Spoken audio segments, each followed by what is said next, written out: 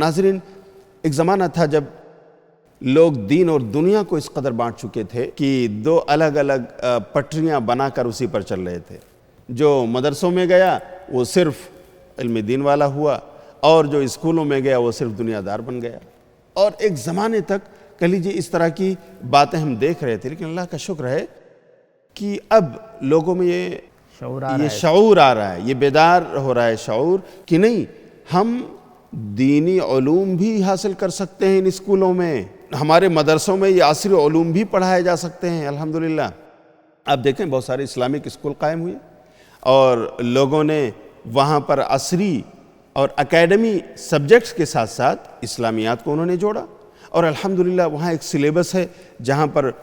بچوں کو توحید کی معرفت، رسالت کی معرفت، عقیدہ آخرت کی معرفت اور نالج، یہ تمام چیزیں پڑھائی جاتی ہیں، ان کو دعائیں سکھائی جاتی ہیں، نماز کے آداب بتائے جاتے ہیں،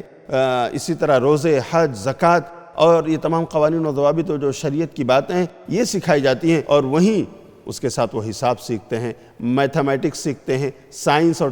ٹیکنالوجی کے علوم حاصل کر رہے ہوتے ہیں، فزکس، کیمسٹری اور بایو پڑھتے ہیں الحمدللہ۔ اور ہم دیکھ رہے ہیں کہ آج ہمارے ایسے بھی ڈاکٹر ہیں ہماری سماج میں، ہمارے سوسائٹی میں، کہ وہ ڈاکٹر بھی ہیں، ایک اچھے علم دین رکھنے والے انسان بھی، نمازی بھی، پرہیزگار بھی،